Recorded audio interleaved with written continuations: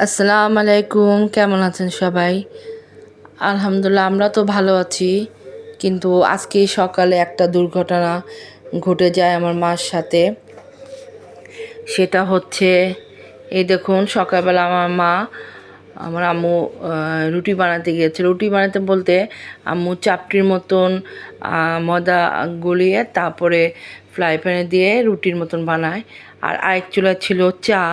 ওই চায়ের পানি নামাতে দিয়ে চায়ের পানি কিভাবে জানে আম্মুর হাত থেকে ছিটকে পুরো পানি আমার মায়ের পায়ে হাতে এসে পড়ে এবং পাশে যে এই যে ফ্রাই প্যানটা ছিল ওইটার উপরে পড়ে। ফ্রাই প্যানটা পড়ে টুকরা টুকরা হয়ে যায়, সেটা আম্মুর পায়ের উপরে পড়ে। আর গরম পানি পুরা আম্মুর হাতে পায়ে পুরেই দেখুন, পুরা পাকঘরে পানি। তো আমি তখন একটু আগে, আম্মু যখন এটা অ্যাক্সিডেন্ট হয় তাই একটু আগে উঠেই রুমে গিয়েছি, যে পরে উঠে আম্মুকে হেল্প করব। তো আম্মু সকালে নাস্তাটা মানে আব্বু আম্মু নিজেরা খায়। তো মানে আল্লাহ অনেক বড় একটা বিপদ থেকে বাঁচিয়েছে। যদিও পায়ে পুড়ছে কিন্তু ওইভাবে পুড়ে নাই, জ্বলতেছিল। কিন্তু ফুচকা এখন পুড়িয়া যায় নাই, পুড়ে যায় না চামড়া। তো এই যে এইটা দিয়েই চাপড়ি বানাচ্ছিল। তো আসলে কি বলবো, মনটা এই জন্য খুব খারাপ। পরে আমি আম্মুকে ঠান্ডা পানি টানি দিয়ে আর পাকঘরে আসতে জেনেই শুয়ে রাখছিলাম। এই যে দেখুন, আমি ঠান্ডা পুরা বরফ পানির মধ্যে আমরা পা চুবাই রাখছিলাম আম্মুর। পরে আস্তে আস্তে আম্মুর পাটা জ্বলাটা একটু কমে, সেরকম কমে নাই, কারণ এত ফুটান্ত পানি আম্মুর পায়ের উপরে পড়ে যায়। তারপরে আজকে যেহেতু আম্মুর অ্যাক্সিডেন্ট হয়েছে, আমি আজকে রান্না বান্না করেছি।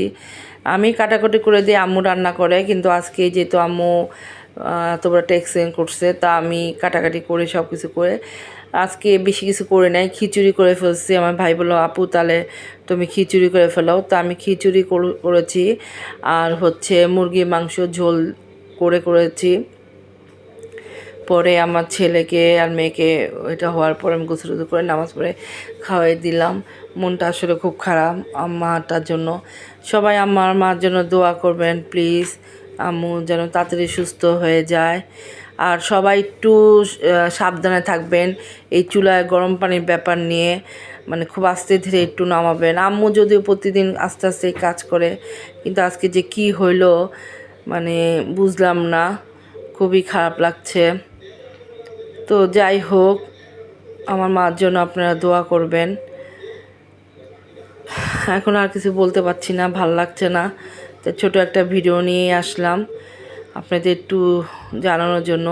তো যেখান থেকে আমার ভিডিওটা দেখছেন সবাই ভালো থাকবেন এবং নিরাপদে থাকবেন। যে কোনো কাজ করবেন সাবধানে আস্তে ধীরে করবেন।